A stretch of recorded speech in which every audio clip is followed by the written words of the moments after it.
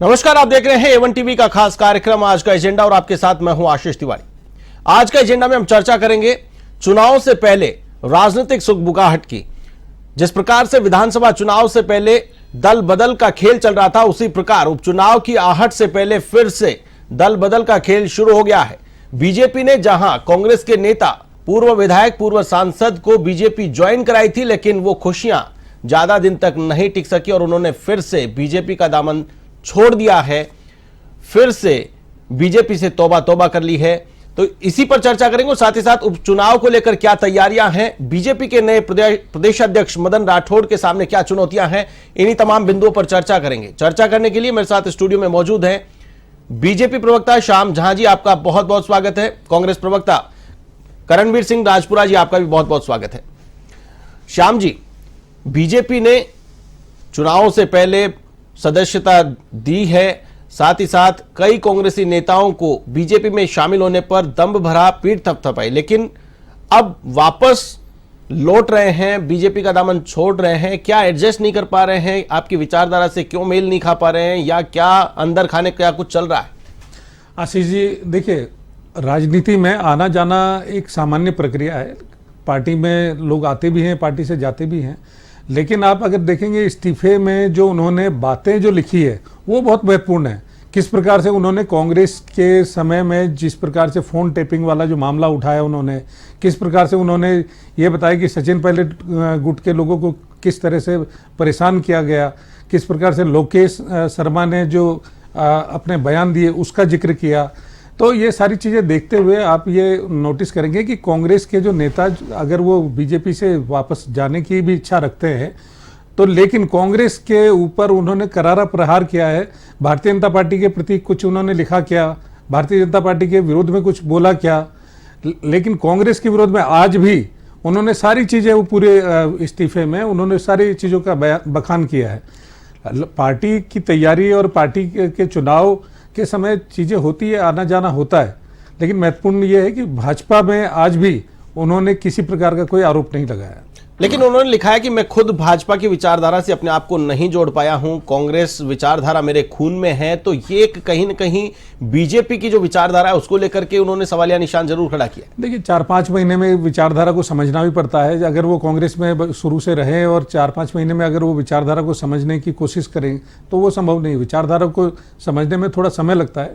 आज उन्होंने कांग्रेस की विचारधारा को समझा, इतनी उम्र हो गई, उसके बाद उन्होंने कांग्रेस की जो विचारधारा और कांग्रेस का जो काम है वो देखने के बाद और वो समझने के बाद ही कांग्रेस छोड़ी थी। तो कहीं ना कहीं इतना लंबे समय तक कांग्रेस में रहने के बाद कांग्रेस से उनका जो मोह भंग हुआ था, तो वो बड़ा विषय है कि इतना लंबा समय जिन्होंने अपना पूरा जीवन लगभग दे दिया, राजनीतिक जो जीवन होता है वो पूरा उन्होंने वहाँ बिताने के बाद जो अगर कांग्रेस से उनका मोह भंग हुआ था तो वो एक बड़ा विषय है। भाजपा में उनको समय कितना हुआ, किसी भी पार्टी विचारधारा को समझने के लिए पार्टी में आने के बाद समय लगता है, करीब 1-2 साल में विचारधारा समझ में आती है। लेकिन कुछ ही महीनों में अगर उनको लगा कि विचारधारा मेल नहीं करती, ठीक है, वो उनका व्यक्तिगत निर्णय है। करणवीर जी, जिस प्रकार से बीजेपी से किनारा उन्होंने कर लिया है, लेकिन इसी के साथ उन्होंने आरोप लगाया है कांग्रेस के नेता पूर्व सीएम अशोक गहलोत पर, उन्होंने आरोप लगाया है, उन्हें जिम्मेदार बताया है कि कांग्रेस आखिर क्यों छोड़ी, उसके पीछे जिम्मेदार उन्होंने बताया तो पूर्व सीएम गहलोत को बताया उन्होंने। क्या वजह, क्या कांग्रेस के अंदर खाने भी क्या कुछ चल रहा है? दो खेमों में जो बटी हुई कांग्रेस पार्टी, जिस पर लगातार बीजेपी आरोप लगा रही थी कि कांग्रेस 2 धड़ों में बटी हुई है, 2 दिशाओं में जा रही पार्टी है, तो उसी का एक परिणाम? नहीं, बिल्कुल मनीष जी, कांग्रेस कोई 2 खेमों में नहीं है। कांग्रेस का एक ही खेमा है और वो है इंडिया की बेहतरी, भारत की खुशहाली और भारत के मुद्दों की बात। अभी इन्होंने बताया कि खिलड़ीलाल बेरवा जी जो कह रहे हैं वो कांग्रेस के बारे में कह रहे हैं। अजी श्याम सुंदर जी रुकिए, अभी उनका मोह भंग हुआ है। वो जैसे जैसे पढ़ते खोलेंगे तो आप पहले कांग्रेस से मोह लीजिए आप और उन्होंने आज भी कांग्रेस की बकिया उधेड़ी है, वो उसको स्वीकार करना चाहिए। किसकी उधेड़ी है? किरोड़ीलाल मीणा जी का मोह भंग हो चुका है। मेरी बात तो सुनिए आप। मंत्री जी का इस्तीफा हो चुका है, बात करिएगा। मंत्री जी का इस्तीफा हो चुका है। टेपिंग का मुद्दा आज भी उठाया है, किस प्रकार से उन्होंने कहा मेरा क्या होता था, तो उन्होंने कहा कि भारतीय जनता पार्टी के साथ मेरा तालमेल नहीं बैठ पा रहा है। भारतीय जनता पार्टी जिस तरह से समाज को उन्होंने भारतीय जनता पार्टी इस तरह समाज को तोड़ने की, बंद करने की, देश को खंडित करने की बात छोड़ के भारतीय जनता पार्टी करती है, उस चीज से उनका मोह भंग हुआ है, सोचा उस चीज से वो तालमेल नहीं बिठा पा रहे खिलाड़ीलाल बेरवा जी। कितना बड़ा मन दुखा होगा कि इतने मन इस बता तो रहा हूं ना, अगर कोई विघटनकारी ताकतों के साथ वो गए हैं तो उनका मन उन विघटनकारी ताकतों के साथ नहीं बैठा, वो तालमेल उन ताकतों के साथ नहीं बैठा, लेकिन वो तालमेल मुख्यमंत्री की दिल्ली वाली परिक्रमा के साथ नहीं बैठा। हर बात के लिए, हर डिसीजन के लिए मुख्यमंत्री दिल्ली की ओर बैठता है, इस वजह से उनका मोह भंग हुआ है। उनको कोई आम आदमी की, किसान की, आदिवासी की बात करने का हक नहीं था। जो भारतीय जनता पार्टी आदिवासी के डीएनए की जांच करती है, इस बात पे उन्होंने इस्तीफा दिया है। आप पता कीजिए उनका में लिखा बात कीजिए, तालमेल नहीं बैठा, बताएंगे लिखा क्या, रुको बताएंगे, बस्तियां भी उड़ेंगे, लिखा है लीजिए। जिस तरह से आप लगातार गठबंधन के नाम पर पूर्व मुख्यमंत्री अशोक गहलोत के ऊपर पूरे हिंदुस्तान के अंदर जिस तरह गठबंधन के नाम पर भारतीय जनता पार्टी छोटी पार्टियों को ठगती आई है, ठीक है, मान लेते हैं, आपकी बात मान लेता हूं, मैं आपकी बात मान लेता हूं करणवीर जी, आपकी बात मान लेता हूं। आप कह रहे हैं कि वो डीएनए की जांच वाले बयान से आहत है, वो सारी बातें मान लेते हैं, लेकिन उन्होंने जो कुछ और भी लिखा है, जो श्याम जी भी बोल रहे हैं, बैरवा ने भाजपा प्रदेश अध्यक्ष मदन राठौड़ को पत्र लिखकर इस्तीफा दिया है। उन्होंने पत्र में लिखा है कि पूर्व मुख्यमंत्री द्वारा अपने चौथी बार मुख्यमंत्री बनने की लालसा में कांग्रेस के दिग्गज नेताओं को कांग्रेस से बाहर करने का असफल प्रयास किया है। पायलट साहब के गुट के लोगों के फोन टेप करवाए, जिसका लोकेश शर्मा ने सविस्तार खुलासा किया है। मेरा भी फोन टेप करवाया गया, जो कि जांच का विषय है। यह भी बात उन्होंने लिखी है। तो साफ तौर पर आरोप तो लगा रहे, जो कार्यकाल रहा उसको पूरा कटघरे में खड़ा कर रहे हैं। आशीष जी, वो जो गहलोत जी में वो बयान दे रहे हैं, वो उनकी निजी राय है। इस तरह के बयान तो भारतीय जनता पार्टी में लगातार चलते आए हैं। निजी है, उनको लीजिए। वसुंधरा राजे के बारे में किस किस तरह के बयान है, आप बात तो देखिए। वो उन्होंने लगाए हैं, प्रवक्ता किस प्रकार का बयान वो उन्होंने लगाए, वो उनकी निजी राय उन्होंने रख दिया, आपने सुन लिया, उन्होंने बता दिया। पर जिस पार्टी से उन्होंने अपना नाता जोड़ा था, इतना बड़ा लंबा कैरियर, एक मिनट है, आप सुन तो लीजिए, आप सुन तो लीजिए, करेंगे तो हर बात में इंटरप्ट करना शुरू कर दूंगा श्याम जी, क्योंकि आपके पास तथ्यों की बात नहीं है। आपको समस्या ये है कि मुखौटा जनता के सामने आ रहा है। जिस तरह से 8 महीने के अंदर एक मंत्री का पार्टी से मोह भंग हो जाता है, जिस तरह से उपचुनाव के अंदर भारतीय जनता पार्टी को शिकस्त मिलती है कि मात्र 1 महीने के अंदर उपचुनाव होता है, वहां वो उपचुनाव जीता हुआ मंत्री उपचुनाव हार जाता है। उसके बाद में खिलाड़ीलाल बेरवा जी इस्तीफा देते हैं। इस्तीफे पीछे तो जाइए, जिस तरह के वादे आप राजस्थान की जनता से करके आए थे, उन वादों की बात नहीं कर रहे हैं आप बात कर रहे हैं केवल अपने आपको संतुष्ट करने की। नरेंद्र मोदी जी अमित शाह के एजेंडे को लागू करने की, आरएसएस के विघटनकारी एजेंडे को, जात पात को पे राजस्थान को तोड़ने की बात आप लगातार कर रहे हैं। अगर आप राजस्थान के हित की बात करते तो ना तो खिलाड़ीलाल बेरवा जी का मोह भंग होता, ना खिलाड़ीलाल मीणा जी का मोह भंग होता। सत्ता में, राजनीतिक पार्टी में खिलाड़ीलाल बेरवा जी कांग्रेस की सियासत छोड़ के आपके पास किस हिसाब से गए थे, क्या दिए थे, किस तरह का लालच देकर आप उनको लेके गए थे, किस तरह से डरा धमकाकर आप उनको लेके गए थे, क्या आप सीबीआईडी इनका डर दिखा के लेके गए थे? ये बात आने वाले समय में वही नेता तो सरकार आपकी थी, फोन टेपिंग आपने कराई, डरा धमका कैसे? एडमिनिस्ट्रेशन तो आपके हाथ में था उस समय, जिस समय उन्होंने पार्टी छोड़ी थी। श्याम जी, खिलाड़ीलाल बेरवा जी की बात नहीं कर रहा हूं आशीष जी, चाहे अजीत पवार जी को ले लीजिए, हेमंत बिस्वा को ले लीजिए, नारायण अभी खिलाड़ीलाल बेरवा जी पे बात कर लेते हैं, तमाम तरह के अभी खिलाड़ीलाल बेरवा जी पे बात कर लेते हैं, को भी आप इसमें शामिल कर सकते हैं। को उनका भी मौका हो जाएगा तो आप ये मत कहिएगा कि उनके अंदर कांग्रेस जाग गई है, क्योंकि भारतीय जनता पार्टी हमेशा से झूठी बातों का सौदा करती है, झूठी बातों पर जनता को बलगराती है।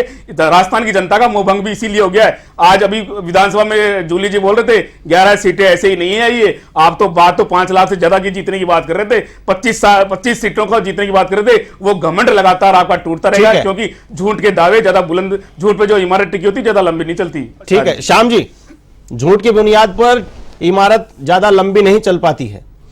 आशीष जी, सबसे पहले मैं जवाब देता हूं करणवीर जी का। ये कह रहे हैं कि भारतीय जनता पार्टी जाति में बांटती है, और खिलाड़ीलाल बेरवा जी ने जो इस्तीफा लिखा है उसमें इसका भी लिखा है उन्होंने कि पूर्व मुख्यमंत्री ने जातियों के हिसाब से बोर्ड बनाए, जातियों को बांटा है। आप पढ़िए आशीष जी, एक बार दोबारा इनको सुना दीजिए, क्योंकि ये इनकी तैयारी होती नहीं है, समझते हैं नहीं, केवल चिल्लाना चीखना यही इनकी ट्रेनिंग है। लेकिन अगर वास्तव किसी में जाति विशेष को अगर कोई जाति लाभ के मिलता लिए है, उन्होंने उसमें जिस प्रकार से बोर्ड बनाए, उन्होंने बोला आप कि तो जातियों में बांटा आदिवासी है। की डीएनए की अरे जांच सुन लीजिए करेंगे ना, और अरे सुन कांग्रेस लीजिए। अगर किसी बेहतरीन काम अरे करेगी तो सुनिए आपको तो सही। जातिवाद लगेगा। वो अरे कैसी भैया, बात कर रहे हैं आप? भैया इतने कैसी उतावले बात क्यों कर रहे हैं हैं? आप? जब अगर बोखलाइए मत, अरे बोखलाइए मत, अगर बोखलाइए आप मत, बेहतरी के लिए काम बोखलाइए करेंगे मत, वो तो आपको अच्छा नहीं लग रहा। एक-एक करके डीएनए की आप बात अपनी कर रहे हैं वो बात आपको रखिए। बुरी लगी। एक-एक करके अपनी बात रखिए। बौखलाने से काम नहीं चलेगा। ठीक उन्होंने है। पूरा उसमें विवरण दिया है किस प्रकार से कांग्रेस के ऊपर आरोप लगा है कि कांग्रेस जातियों में बांटती है और जातियों के हिसाब से बोर्ड बना के राजस्थान की जनता को जातियों में बांटा है। यह भी उसमें लिखा हुआ है। आप पढ़िए एक बार, श्याम जी, पढ़ के सुना आप मुझे दीजिए। बता दीजिए कि क्या दूसरी बात, खिलाड़ी लाल बैरवा जी जो आगे भविष्य में बोलेंगे वो भी उससे भी आप उतने ही सहमत होंगे क्या? जनता क्योंकि उनको रुक पार्टी जाइए, पढ़ते खुलना बाकी है। जातिवाद में कतई विश्वास नहीं करती। सबका साथ, सबका विकास, सब में विश्वास, इस पे काम करती है। और भारतीय जनता पार्टी जिस प्रकार से आने वाले समय में जो काम कर रही है, जो काम पिछले 8 महीने में हुए हैं, आप वो भी एक रिकॉर्ड है अपने आप में कि इतने जो वादे किए थे उसमें से 50% वादे 8 महीने के अंदर पूरे हो गए। आप ये एक बहुत बड़ी बात है, बहुत बड़ी बात है। पेट्रोल डीजल में आपने हरियाणा के बराबर भाव कर दिए। अरे भैया, वैट घटाया ना, जीएसटी घटाई ना, जीएसटी घटाई ना, राजस्थानी जनता को जीएसटी घटाई ना। आप तो 5 साल में नहीं घटा पाए। आप तो बोल के आए थे, वादा करके आए थे। आप बेरोजगारों के लिए, किसानों के लिए वादा करके आए थे। जमीनें नीलाम करवा दी आप लोगों ने, किसानों की जमीनें नीलाम करा दी आप लोगों ने, झूठ बोल करके। 10 तक की गिनती की बात करके आपने किसानों की जमीनें नीलाम कर दी। किसानों को आत्महत्या करना पड़ा, बंद करने का काम कर दिया। किसानों को आत्महत्या करने पे मजबूर किया। सैकड़ों किसानों ने आत्महत्या की आप लोगों के झूठ पर। मिलती थी वो जिस आपने प्रकार से राहुल गांधी ने वो 10 तक की गिनती की बोली, सरकारी माध्यमिक स्कूलों में एडमिशन आपने झूठ जीरो का कर दिया। और क्या और किस तरह के, और जिस प्रकार से किस तरह के उसी दावे झूठ कर के रहे हैं ऊपर आप? बेरोजगारों को जो ठगा आपने, उसी का कारण था कि विधानसभा चुनाव में आपको राजस्थान की जनता ने सिरे से नकार दिया। और वही बात, आपके जो झूठे वादे थे, झूठे जो आपने 10 तक की गिनती गिनाई, किसानों की जमीनें नीलाम कराई, बेरोजगारों को जो ठगा, बेरोजगारी भत्ता देने की जो बात की, सारे झूठ राजस्थान की जनता के सामने आए और राजस्थान की जनता ने सिरे से नकार दिया कांग्रेस को। हमने आते ही जो ईआरसीपी का वादा था सबसे पहला, वो पूरा किया, उसका काम चालू हुआ। आज कितने बजट का प्रावधान किया गया ईआरसीपी में? अरे भैया, बजट पढ़िए पहले ठीक से। कितने बजट का? मुझे तो नहीं बजट पता तो ना, पढ़िए आप तो ना, पार्टी मैं के बता रहा हूं प्रवक्ता ना। हैं। आप तो बता दीजिए पूरा कितने बजट का प्रावधान किया गया? जितना भी पैसा मैं तो लगेगा विपक्ष बजट में हूं, देखिए। मेरा सवाल है, मैं बता रहा राजस्थान हूं। की जनता जानना चाहती है कितने बजट का प्रावधान किया गया ईआरसीपी में। आप बताइए ना, कितने लाख करोड़ रुपए खर्च किए जाएंगे? हो गया, मैं तो पूछ रहा हूं, बता रहा हूं आपको, हो गया, पानी मिलना शुरू होगा? बताइए आप। ईआरसीपी कोई 1 महीने में, 1 साल में तैयार होने वाला प्रोजेक्ट नहीं है। 3 साल में प्रोजेक्ट तैयार होगा और 3 साल में कोई आज जो कीमत है वो 3 साल में जो कीमत होगी, जितना भी पैसा चाहिएगा केंद्र सरकार देगी। ये जवाब दे दीजिए, ये जवाब दे दीजिए। श्याम जी, देने की बात श्याम जी, श्याम जी, बजट मत बताओ, बताओ, बजट मत बताओ, पानी कब आ जाएगा ये बता दो। ये सवाल 3 साल में, मैंने बोला आपको 3 साल में पानी आ जाएगा। श्याम जी, बीजेपी ने नया प्रदेश अध्यक्ष बनाया है और प्रदेश अध्यक्ष बनने के बाद ओपनिंग जो होती है वो नए परिवार को बढ़ाने की, नए लोगों को जोड़ने की, लेकिन यहां पर शुरुआत हो रही है टूटने के साथ में। देखिए आशीष जी, अभी शनिवार को तो अपना पद ग्रहण करेंगे। क्यों आप इस तरह के आरोप लगाते हैं? उनको पद तो ग्रहण करने दीजिए, उसके बाद आप उनके कार्यों पे सवाल उठाइएगा। आज वो बहुत पुराने कार्यकर्ता हैं, विचारधारा से जुड़े हुए कार्यकर्ता हैं, जमीनी कार्यकर्ता हैं और निश्चित मान के चलिए उनके कार्यकाल में भारतीय जनता पार्टी बहुत बढ़ेगी और परिवार भी बढ़ेगा। करणवीर जी क्या कहेंगे?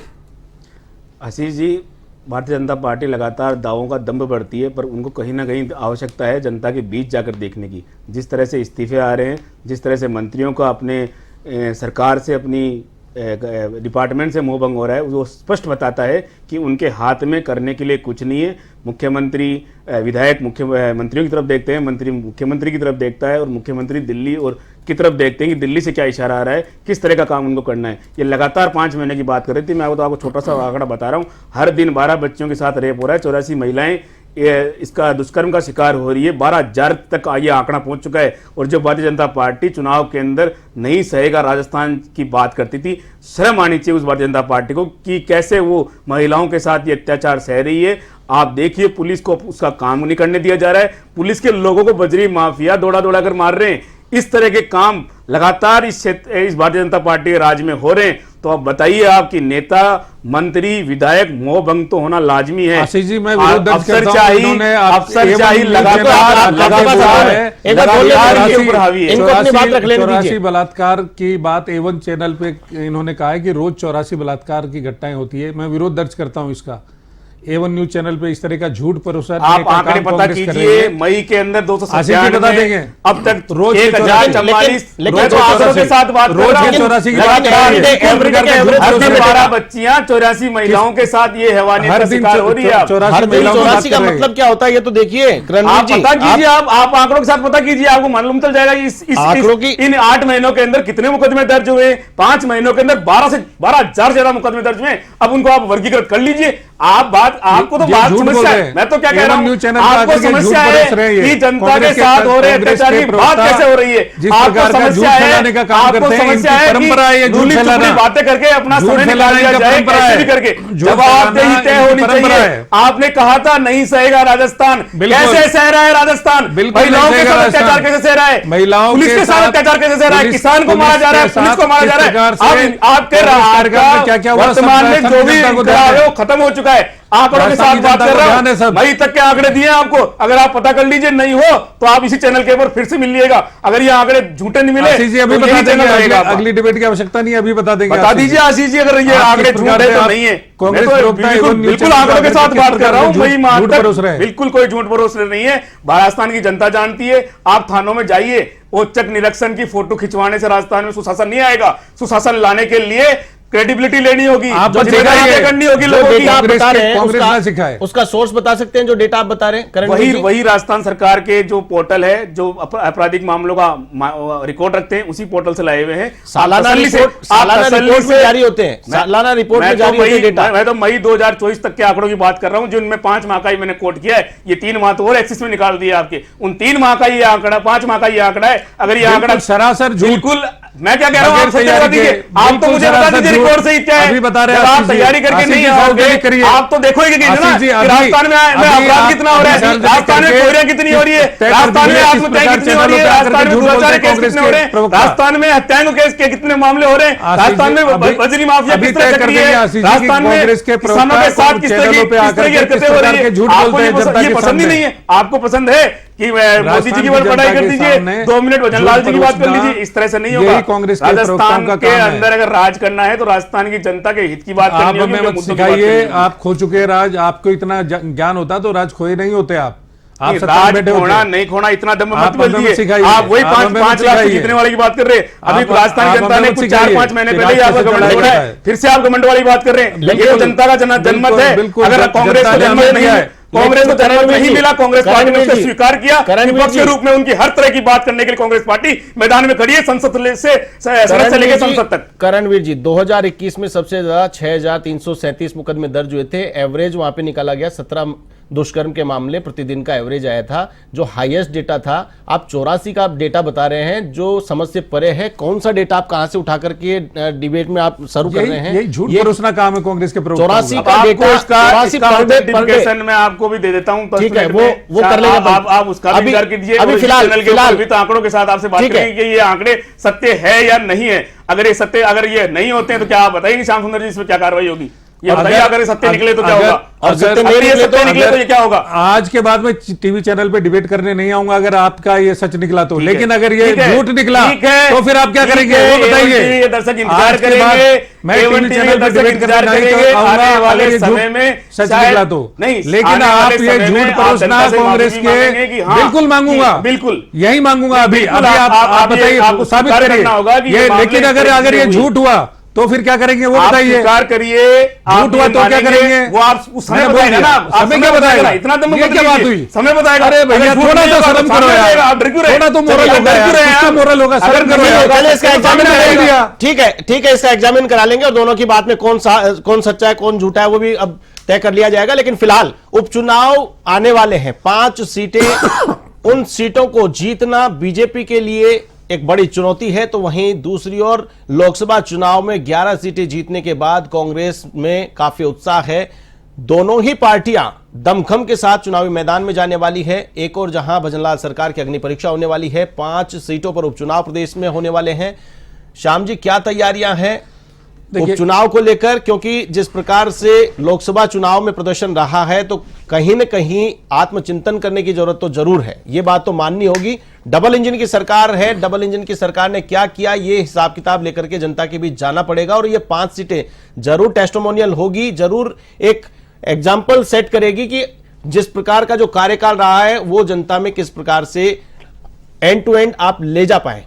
देखिए आशीष जी, जो 5 सीटों पे उपचुनाव होने हैं उसकी तैयारियां, उसकी पूरी मॉनिटरिंग, उसकी बैठकें पूर्व प्रदेश अध्यक्ष सीपी जोशी जी पूरा कर चुके हैं। उसकी सारा का सारा उन्होंने जो भी डेटा था वो सारा सौंप दिया है केंद्रीय नेतृत्व को, और आने वाले चुनाव की तैयारियों में पूरी तरह से लगे। जो हारे थे, जो सीटें कुछ चंद वोटों से हारे हम तो, और लोकसभा चुनाव में आप जो गलतियां हुई, जो त्रुटि रही, उसकी समीक्षा कर ली गई है। उसके बाद दोबारा से हम ये 5 जो सीटों पे जो उपचुनाव है, निश्चित मान के चलिए भारतीय जनता पार्टी 5 सीटें जीतेगी। करणवीर जी, 5 सीटों पर उपचुनाव होंगे, उपचुनाव को लेकर विपक्ष की क्या तैयारी है? क्या सरकार को आईना दिखाने की तैयारी कर ली है पूरी?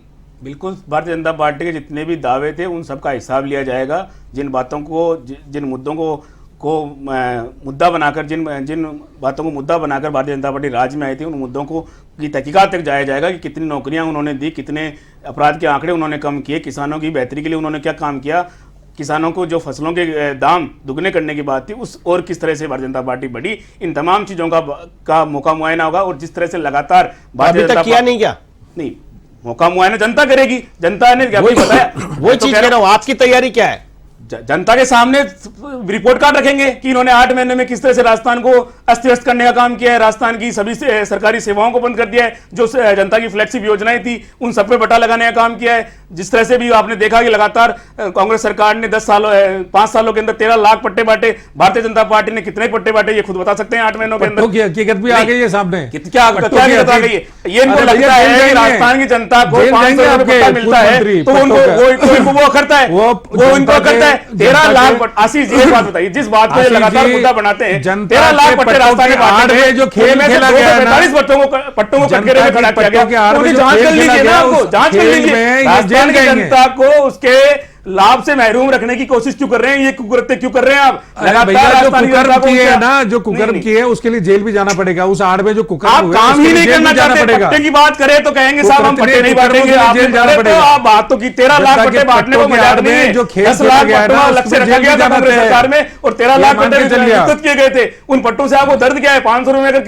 किसी गरीब व्यक्ति को पट्टा मिल जाता है, वो अपनी बेटी का, अपने खेत का, अपने मकान का कोई भी काम कर सकता है, उसको शिक्षा का अधिकार, शिक्षा दिला सकता है, उसके शादी ब्याह में खर्च कर सकता है, अपनी जमीन को जोतने में वो काम कर सकता है, कृषि उपकरणों के लिए खर्च कर सकता है। पर आपको समस्या है ना कि उसको सस्ती ऋणों पर ऋण नहीं मिल जाए। आप चाहते ये हैं कि देश का किसान खुशहाल ना हो जाए, जवान को रोजगार नहीं मिल जाए और महिला के सम्मान की बात तो आपको बिल्कुल बर्दाश्त नहीं। मुद्रा लोन 10 से 20 कर दिया गया है, किसानों के लिए ब्याज मुक्त ऋण की व्यवस्था बढ़ा दी गई है। आप कैसी बात करते हैं यार? थोड़ा अपडेट तो हो जाया करो यार। आप केवल झूठ के अलावा कुछ और। आशीष जी, वृद्धावस्था पेंशन में 1500 रुपए की बात करके मात्र 150 रुपए की बात इन्होंने कर दी। ये तो ये कह रहे हैं कि इन्होंने महिलाओं के लिए, वृद्धावस्थाओं के लिए इन्होंने ये काम कर दिया। आशीष जी, आप अपना जो मैनिफेस्टो था वो पढ़ के आइए, आपने राजस्थान की जनता से किस तरह के वादे किए थे और उन पर कितने कारगर आप साबित हुए, फिर आप बात कीजिएगा। आप उनके मुंह में जीरा डालने वाली बात कर रहे हैं, दोनों की अपने दिखाते हो आप 5-5 करोड़ के डालते हो, आप 5 रुपए भी नहीं, तो ये किस तरह की बात कर रहे हो आप? दोनों के अपने कह रहा हूँ, ऊंट के मुंह में जीरा डाल के आप किसी नहीं कर सकते। ये राजस्थान की क्या है, उपचुनाव के अंदर 5 विधानसभा सीटों पर आपको सच्चाई आईना दिखाने का काम झूठ बोल करेगी ये जनता। जिस तरह से आपने लोगों को कांग्रेस पार्टी के नाम पर मत जाने ये वही राजस्थान है। चलिए, तमाम जानकारी साझा करने के लिए, आज की इस डिबेट में शामिल होने के लिए आप दोनों मेहमानों का बहुत बहुत धन्यवाद। करणवीर सिंह जी राजपुरा और श्याम जी झा, आप दोनों का बहुत बहुत धन्यवाद आज की इस चर्चा में शामिल होने के लिए। आज हमने चर्चा की उपचुनाव से पहले सियासत में आई गर्माहट की। आज का एजेंडा में फिलहाल के लिए बस इतना ही। मुझे दीजिए इजाजत, नमस्कार।